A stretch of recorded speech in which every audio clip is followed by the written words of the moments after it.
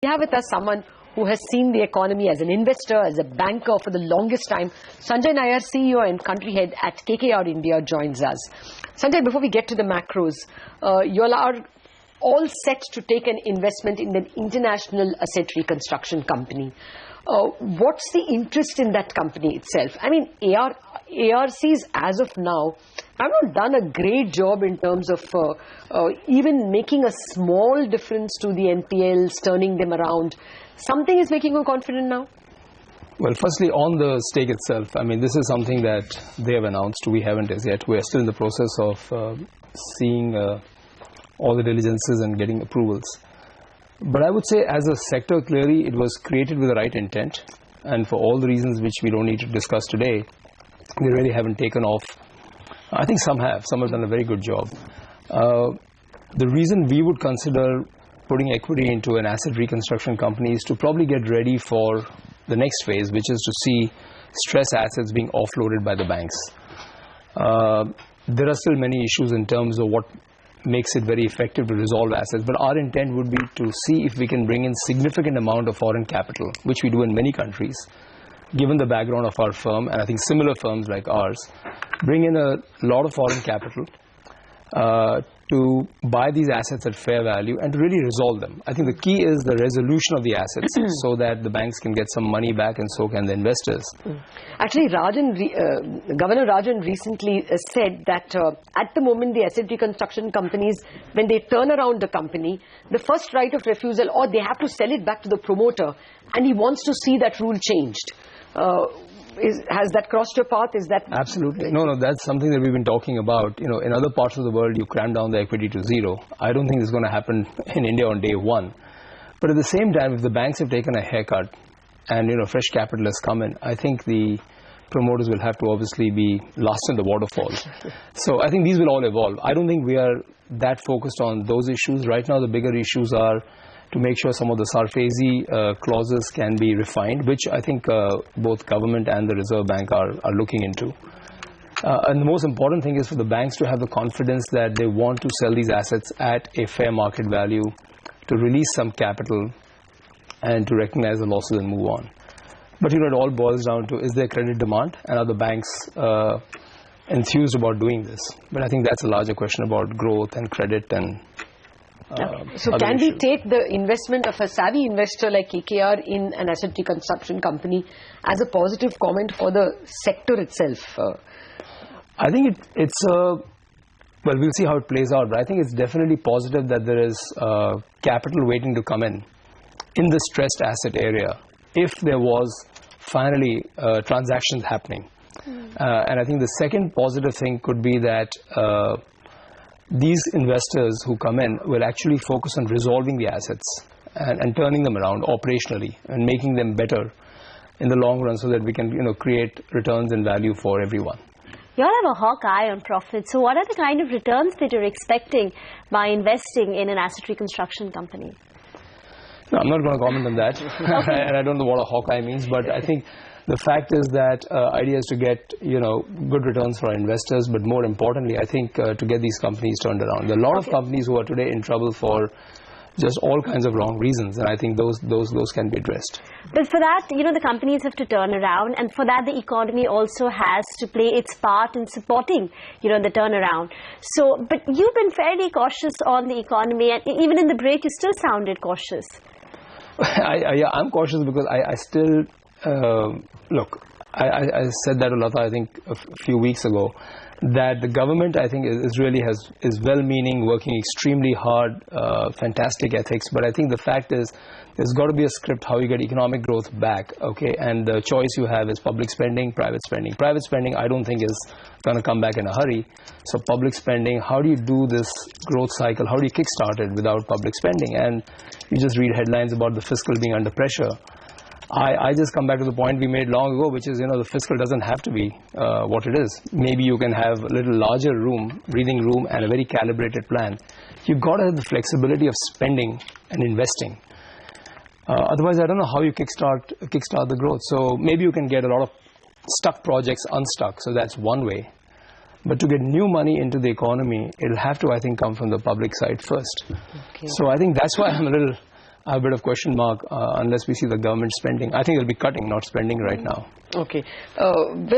Before I come to more macro questions about your firm itself, lately you're doing a lot of structured debt. I mean, equity investments have not grown as fast as your loans. Not really. Actually, that's kind of a perception thing. I think GMR was a structured debt. Well, it's not yet done. But I think there are a couple of, businesses we have, and they all run on an equal footing. But private equity had a very active year last year, by the way. We made two of our biggest investments in the last 18 months. One was Alliance Tire, and the other was a company called Gland Pharmaceuticals. These were two big investments that we made in the last 16 months. So actually it's been if you're looking at what's big and small, I would say private equity had a pretty big deployment here. But more importantly, I think the companies are doing generally much better with a kind of a lift in the sentiment. Structured debt continues to be a solution that we provide to the entrepreneurs and companies. What sectors are looking interesting, for private equity investment next year? I mean, that's a complex question, but I think everything is expensive right now, so nothing looks interesting unless you can really find situations where companies want foreign capital with a strategic and operational bent of mind to really help companies improve, globalize, grow. But right now, everything is pretty expensive, actually, because, Indian entrepreneurs do end up benchmarking everything to the public markets. And the public markets, I feel, are quite expensive, although I'm sure your other commentators don't feel so. Oh, no, not yet. They're expecting it to get more expensive, if anything. Sanjay, you actually hands-on manage quite a few companies which can give you a pulse of the economy at Cafe Coffee Day or at Magma. What is the sense you're getting? Is consumption returning at all?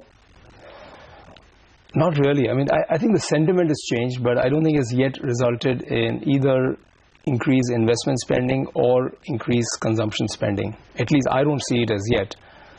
Aren't your margins improving because prices could be falling? No. Cheaper plastic spoons, cheaper...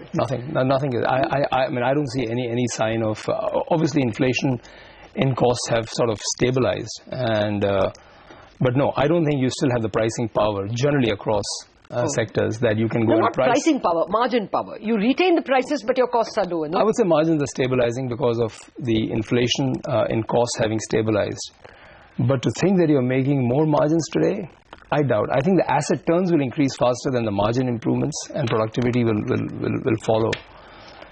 Today we've been faced, not just us as an economy. I mean, asset turns are lower, margins are lower, so you've seen what has happened. I think asset turns will hopefully increase if demand picks up. I think pricing and margins is a distance away. We've been speaking with a bunch of economists over the past several weeks, and the overarching feeling is that 2015 is going to be a bear year for commodities. Have we come to grips with fuel at $60 rather than $115 just about 4 months back? Won't that give a lot of margin headroom, operating leverage in 2015? You don't see growth coming simply because those margins will be better? No, look, I think you're right. I think we should see that. But I also worry about the fact that if prices in oil are like what they are and the producers cut production, or again, I don't know how the dynamics work in the oil sector, but whatever I have read says that you can also see a price of oil coming back. But on top of that, I worry about the rupee anyway. So, the other thing is that you still have a kind of slightly overvalued rupee from all these CPI differentials and all that. So that to an extent neutralizes a little bit of the oil decrease. Look, I think it's going to be very interesting watching the next 3-4 months how this commodities plays out vis-a-vis the rupee. I would say, yeah, you could see the rupee being under pressure. What about rates?